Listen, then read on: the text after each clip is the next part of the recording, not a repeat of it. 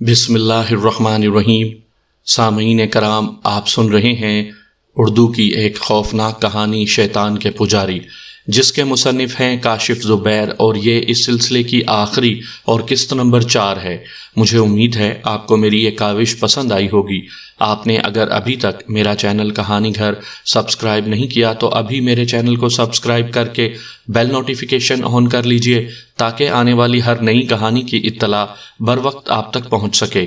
आपकी इत्तला के लिए अर्ज़ करता चलूं कि इस कहानी की तमाम इकसात बिल तरतीब सुनने के लिए डिस्क्रिप्शन में मुकम्मल प्ले लिस्ट का लिंक मौजूद है।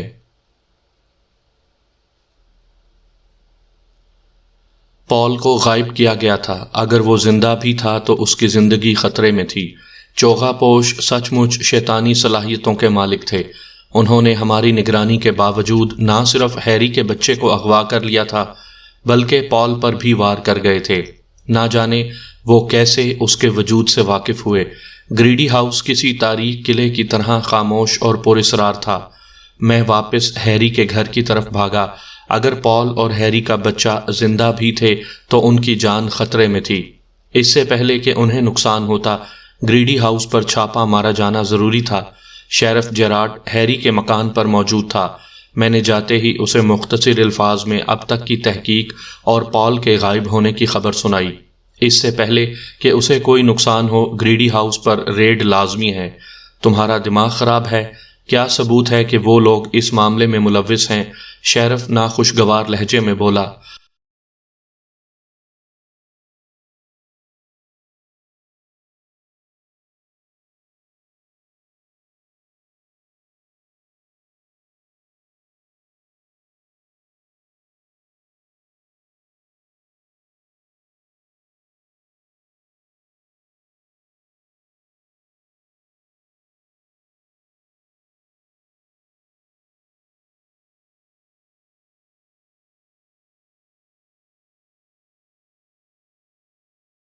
इससे बढ़कर क्या सबूत होगा कि ग्रीडी हाउस की निगरानी करने वाला पॉल गायब है।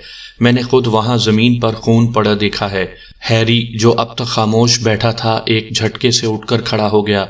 शेरिफ, अगर तुम कुछ नहीं कर सकते तो मैं वहां खुद जाऊंगा। मेरे बच्चे की जिंदगी खतरे में है। हैरी ने अपने मुलाजिम जमा किए और उन्हें मुसल्लह होकर चलने के लिए कहा। शेरिफ ने उसे रोकना चाहा। हैरी, तुम हिमाकत कर रहे हो। मैं तुम्हें ऐसा करने की इजाजत नहीं दूंगा। मुझे तुम बिके हुए लगते हो। हैरी उस वक्त जैसे दीवाना हो रहा था। तुम्हें चलना है तो चलो, वरना अपने दफ्तर में जाकर बैठो। शेरिफ जेरार्ड बिल सोचता रहा। मैं दुआ कर रहा था कि वो मान जाए, वरना हम कुछ नहीं कर सकते थे। बिल आखिर उसने असबात में सर हिलाया। लेकिन ऐसी कोई बात ना निकली तो बड़ा मसला हो जाएगा। जरा सी देर में हम सब घोड़ों पर सवार ग्रीडी हाउस की तरफ जा रहे थे। शेरिफ के 3 नायबीन के अलावा हम 6 अफराद भी थे। गोया कुल 10 आदमी थे और हम सब मुसल्ला थे। हम सब सामने की तरफ से पहुंचे थे।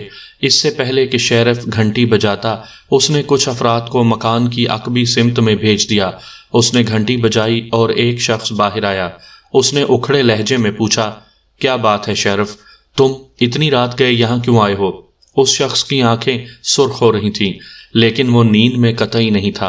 मुझे याद आया वो इंस्पेक्टर ग्रीडी का कज़न और ख़ानदान के मौजूदा सरबराह का सबसे बड़ा बेटा था। शेरिफ ने नरम लहजे में कहा, मैं कानून के नाम पर तुम्हारे घर की तलाशी लेना चाहता हूँ। मुझे शुबा है कि एक बच्चा अगवा करके यहाँ लाया गया है। तुम्हारा दिमाग खराब है शेरिफ? उसने बरहमी का मुजाहरा करना चाहा, लेकिन हैरी ने आगे बढ़कर अपनी शॉट गन उसके पेट पर रख दी थी। अंदर चलो, वरना गोली मार दूंगा। हैरी के लहजे में ऐसी दरिंदगी थी कि वो लरस गया। फिर शेरिफ के इशारे पर हम सब अंदर घुस गए। शेरिफ ने अपने नायबीन को हुक्म दिया कि सब घर वालों को बड़े से ड्राइंग रूम में ले आए। शेरिफ, तुम अच्छा नहीं कर रहे हो। डीन ग्रीडी ने धमकी आमेज लहजे में कहा, यहाँ कोई अगवा शुदा बच्चा नहीं है।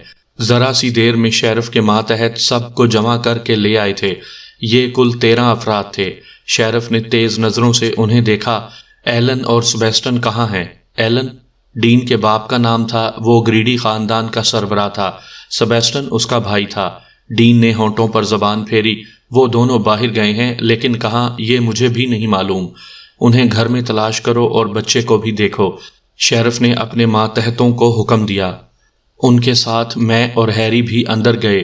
گریڈی ہاؤس خاصا وسیع و عریض مکان تھا، اوپر نیچے ملا کر اس میں 15-16 کمرے تھے۔ 1 گھنٹے میں ہم نے مکان کا ایک ایک کونا چھان مارا، لیکن نہ تو ہیری کا بچہ نظر آیا اور نہ ہی پال ملا، جبکہ مجھے یقین تھا کہ وہ دونوں اسی مکان میں تھے۔ شاید یہاں کوئی خفیہ جگہ بھی تھی۔ میں نے واپس آ کر شیرف کو ناکامی سے آگاہ کیا تو اس کے چہرے پر مایوسی کے ساتھ تشویش بھی چھا گئی تھی۔ شاید اسے جواب دہی کا خوف ستا رہا تھا، لیکن اسی لمحے میری نظر ایک ایسی چیز پر پڑی جس نے صورتحال بدل دی۔ صوفے کے نیچے کوئی چیز چمک رہی تھی۔ میں نے جھک کر اسے نکالا۔ یہ سونے کے پانی والی جیبی گھڑی تھی اور اسے میں نے پال کے پاس دیکھا تھا۔ میں نے چلا کر کہا، یہ دیکھو، پال کی گھڑی ہے، وہ یہی ہے۔ اس بار شیرف کے تاثرات بے حد تیزی سے بدلے تھے اور اس نے لپک کر گھڑی لی اور پھر اپنے ایک نائب کو حکم دیا کہ جا کر اس کے باقی ماتحتوں اور رضاکاروں کو لے آئے۔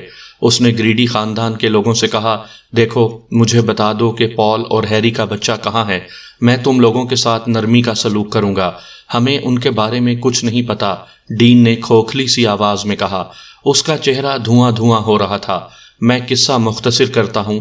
ماتحتوں اور رضاکاروں کے آتے ہی شیرف نے مکان کی بھرپور طریقے سے تلاشی لی اور ایک خفیہ تہہ خانہ تلاش کر لیا، جہاں نہ صرف ایلن اور اس کا بھائی سیباسٹن موجود تھے بلکہ پال بھی ایک طرف بندھا پڑا تھا۔ افسوسناک بات یہ تھی کہ ان 2 درندوں نے ہیری کے نومولود بچے کو پتھر کی ایک سل پر لٹا کر ذبح کر دیا تھا اور اس معصوم کا خون پیالے میں بھر کر شیطان کے بندر نما بت کو اس سے غسل دیا تھا۔ یہ فٹ بھر لمبا ویسا ہی بت تھا جیسا کہ مجھے ہنری اور جولیا کے گھر سے ملا تھا۔ ایلن اور سیباسٹن چوغا نما لباس پہنے ہوئے تھے اور ان کے گلوں میں سیاہ ڈوریوں سے بندھے ویسے ہی مجسمے لٹک رہے تھے۔ جب وہ مکینزا کو اغوا کرنے گئے تھے تو ہنری سے ہاتھا پائی کے دوران ایک مجسمہ ڈوری سے نکل کر گر گیا تھا اور انہیں خبر بھی نہیں ہوئی تھی۔ ایلن اور سیباسٹن ہی جولیا اور ہنری کے قتل اور مکینزا کے اغوا میں ملوث تھے۔ معصوم بچے کی لاش دیکھ کر مجھے ننھا مکینزا یاد آ گیا۔ اسے بھی اسی طرح مکروہ بت کی بھینٹ چڑھا دیا گیا تھا جو شیطان کا تھا۔ جب ایلن اور سیباسٹن کو گرفتار کیا جانے لگا تو ایلن نے چلا کر کہا تھا، شیطان دیوتا تمہیں تباہ کر دے گا۔ فساد کے خطرے کے پیش نظر شیرف نے شہر سے بھاری نفری منگوا لی تھی، ورنہ علاقے کے لوگ مشتعل ہو کر گریڈی خاندان کے کسی فرد کو زندہ نہ چھوڑتے۔ ہیری اپنے بچے کی لاش دیکھ کر غم و غصے سے دیوانہ ہو گیا تھا۔ اگر میں اس سے شاٹ گن نہ چھین لیتا تو وہ ایلن اور سیباسٹن کو مار دیتا۔ اگلے روز اس اطلاع نے وادی کے لوگوں کو دیوانہ کر دیا تھا۔ پولیس کے پہرے کے باوجود انہوں نے گریڈی ہاؤس پر حملہ کیا اور پتھر مار کر اس کے شیشے توڑ ڈالے۔ اس خاندان کے سارے افراد گرفتار کر لیے گئے تھے۔ جو گھر میں نہیں تھے انہیں بعد میں گرفتار کیا گیا۔ انسپیکٹر گریڈی اطلاع پاتے ہی فرار ہو گیا تھا، لیکن 1 مہینے بعد اسے سرحد پار کرتے ہوئے گرفتار کر لیا گیا۔ شیرف اور اس کے ماتحتوں نے بے حد محنت سے تفتیش کی اور اس سارے جرم کی پوری تاریخ کھود نکالی۔ یہ لوگ کئی صدیوں سے شیطان کے پجاری تھے۔ جب اسکاٹ لینڈ میں ان کی حرکتوں کا پول کھلنے لگا تھا تو یہ وہاں سے فرار ہو کر کینیڈا کے اس دور دراز علاقے میں آ بسے تھے۔ کچھ عرصے خاموش رہنے کے بعد انہوں نے اپنی مکروہ سرگرمیاں دوبارہ شروع کی اور شیطان کو معصوم بچوں کی بھینٹ دینے لگے۔ ان بچوں کی ہڈیاں بعد میں گریڈی ہاؤس کے پاس ایک تاریک کنویں سے برآمد ہوئیں۔ گریڈی خاندان کے 17 افراد پر مقدمہ چلا، لیکن سزا صرف 6 کو ہوئی۔ ایلن اور سیباسٹن کو ان کے 4 بیٹوں سمیت سزائے موت سنا دی گئی اور اس پر عمل درآمد بھی ہو گیا۔ باقی افراد کو معمولی سزائیں ہوئیں یا وہ رہا کر دیے گئے، لیکن علاقے کے باسی انہیں برداشت کرنے کے لیے تیار نہیں تھے، اس لیے وہ وادی چھوڑ کر چلے گئے۔ آخر میں بتا دوں کہ پال کی گھڑی نے انہیں پکڑوا دیا تھا، جو اس نے موقع پا کر صوفے کے نیچے پھینکی تھی تاکہ ہم وہاں آئیں تو جان جائیں کہ پال وہیں ہے۔